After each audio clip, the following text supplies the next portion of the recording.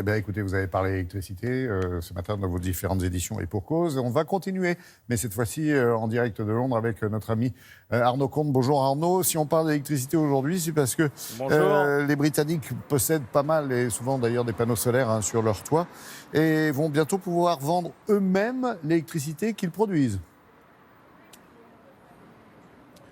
Oui, Laurent, c'est exactement ça, même si ici à Londres et dans le Royaume-Uni, on a parfois un peu du mal à trouver le soleil, mais il y a 800 000 foyers au moins qui sont équipés de panneaux solaires. Et vous savez, comme en France, depuis une dizaine d'années ici, quand vous installez un panneau solaire sur votre toit, vous avez une subvention gouvernementale, une aide pour investir et pour essayer de produire de l'énergie verte. Sauf que le gouvernement britannique s'est rendu compte que ça ne fonctionnait pas tellement, que cela profitait plus aux collectivités locales, aux petites entreprises qui fournissent, qui essayent de produire de l'électricité avec des panneaux solaires à plus grande échelle. Et donc ils se sont dit, on va revoir le système. Et une loi est parue qui va changer un petit peu les règles du jeu dans les prochains mois, puisque désormais, vous pourrez revendre le surplus d'énergie que vous récoltez avec vos panneaux solaires, donc ça va vous faire gagner de l'argent. Et en plus, ce surplus, il sera réinjecté dans le circuit général, et ça permettra de produire de l'électricité moins chère pour ceux qui l'achètent. C'est l'histoire que vous raconte ce matin Félicie Godilla, avec l'aide d'Astrid Agopian.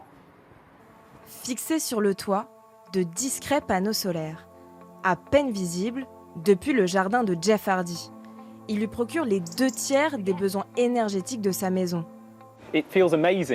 C'est fantastique de générer notre propre énergie. Ça nous permet d'être attentifs à ce que nous faisons dans la maison. Et cela signifie aussi que cette énergie peut être utilisée à l'échelle locale. Car au-delà de sa propre consommation, ce Britannique partage avec ses voisins le surplus d'énergie qu'il n'utilise pas. Et dès janvier 2020, il sera rémunéré. Son fournisseur d'électricité lui rachètera cet excédent. Le gouvernement britannique souhaite, avec cette loi, démocratiser la consommation d'énergie renouvelable. La loi imposera aux compagnies d'énergie qui comptent plus de 150 000 consommateurs, soit 90% de la couverture énergétique du Royaume-Uni, d'offrir cette possibilité de vendre sa propre énergie. À Oxford, ville pionnière en la matière, voilà comment cela fonctionnera à partir de 2021.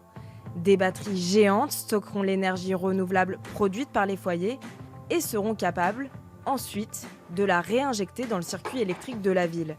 Le but, produire une énergie à moindre coût. Les habitants adhèrent au projet. C'est une très bonne opportunité d'explorer comment notre communauté génère assez d'électricité pour notre utilisation locale. Une des meilleures choses ici, c'est l'esprit de communauté. Ce projet permet d'aller encore plus loin dans cet esprit de communauté, ce qui est absolument fantastique. Une façon pour les Britanniques de ne pas seulement consommer, mais de devenir des acteurs de la production d'énergie verte.